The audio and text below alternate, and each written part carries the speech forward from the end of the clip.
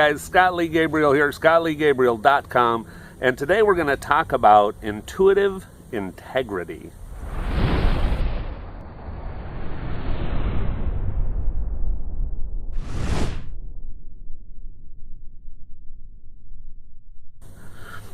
So I was just hanging out here on this little park bench, and thinking about intuition and thinking about what it means to be intuitive, to put yourself out there to help somebody. Just taking a little time in nature. This little park down at the end of the street of my house, and I'd like to come and just kind of sit by the water sometimes and think a little bit. We think as intuitives that our job is to be there for our client, for the person that we're trying to help, and get them the most accurate, intuitive information that we possibly can, right? And that is part of it. The other part, though, is we're also working for the quote-unquote other side. We're working for God, for spirit guides, for angels, for deceased loved ones, for whoever we're connecting with on the other side, to do as good a job for them also as possible. And the hardest thing about being intuitive, the hardest thing about putting yourself out there to do a reading, is sometimes we get information that doesn't make sense to us. That's okay. It's not for us. It's for that other person. And this becomes a real test of our integrity, because our brain can tell us, no, this isn't right. But intuitively, what we get is what we need to pass on. And so, just an example, a stark example of this for me personally is, a few years ago I was hired by a major hotel and casino chain to do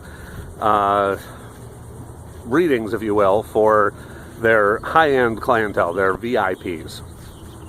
Now, not normally, traditionally, my my ideal client, but I thought, heck, it could be fun, and I prayed on it, and it seemed like the thing to do, so I said, all right, and I went for it. Now, let me walk you through this, just so that you can really get it, because imagine this, right? So, I'm at this casino, and the very first person, the very first VIP shows up to get his reading.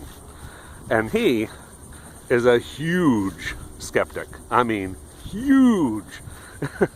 And so the guy shows up, and a big dude, I mean, big, like, big dude, like 6'5", 6'6", 6'7", big dude. Burly, big guy, long hair, ponytail, gray. And he wasn't very impressed before we got started. And so he started off, he goes, all right, Fruit Loop, go ahead and read me. And I'm like, oh man, this isn't going to be good. Like, this is not a good start already, right? Like, to begin with, this is not where we need to be. But I tune in, close my eyes, get centered within myself, say, okay, Spirit, how can I help this man? How can I help him?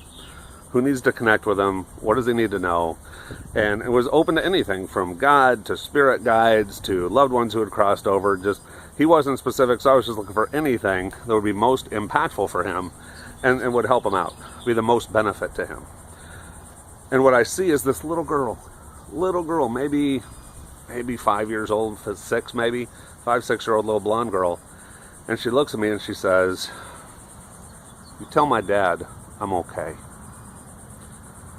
All right, so I turned back to this mountain of a man and I said, well, sir, I said, I've connected with your daughter because there's this little blonde girl sitting here and she wants me to say, tell my dad I'm okay. And the guy looks at me and he says, I don't have a daughter. I never had a daughter. Try again, Fruit Loop. So I'm like, oh boy, this is not going well.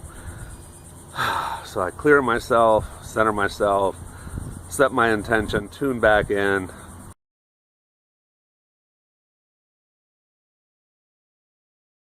Expecting to see some kind of spirit guide or guidance for the guy. Same little girl. She says, you tell my dad I'm okay. Now this is where intuitive integrity comes in, because my brain said, this man just told you he doesn't have a daughter, he's never had a daughter, and he is not pleased. And what I now need to tell him, I leaned forward and I said, sir, what I see is this little blonde girl, and she says, "You tell my dad I'm okay." Now this angered the man, and he stood up really fast. In fact, he stood up so fast the back of his knees hit the chair, and the chair went flying across the room. And here's this mountain of man standing in front of me, and he says, "I don't know what your gig is, Fruit Loop, but I'm not buying. Don't you think I'd know if I had a bleep bleep daughter?" And I said, "Yes, sir, I surely do." I said, "But all I can tell you is what I see." And he got up and he said, "What kind of crackerjack thing is this? The hotel, blah, blah, blah. You know how much money I spend here, blah, blah, blah." And he starts to storm out of the room. Now, as he's storming out of the room, I looked down at this little blonde girl and I said, "Honey, if you've got something else to tell this guy, to tell your dad, you better tell him, like, right now."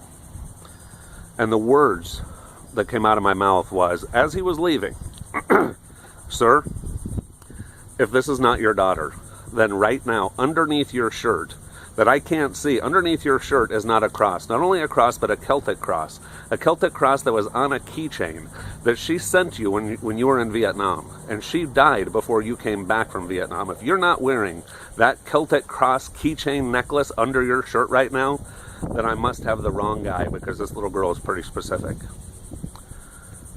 The man turned to me. He came back in the room. He dropped to his knees, ripped open his shirt to expose this Celtic cross. And he said to me, "Scott, I am so sorry. I'm so sorry. I've got an extreme case of PTSD. I did go to Vietnam. I did have a little girl. She did cross before I got home. I've blocked out certain parts of my memory, but when you mentioned that cross, I had no choice but to believe, because here's a picture," and he took out his wallet and showed me a picture of this little blonde girl that I was just talking to.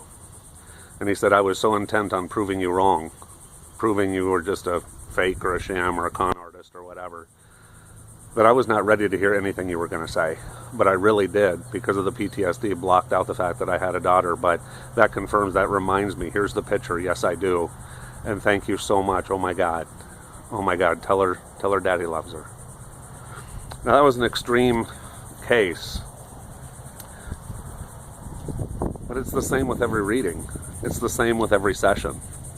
Our job is to be there for the little girl that plays on the swings. Our job is to be there for the person on the other side, as much as we're there to be there for our client, the person that we're trying to help.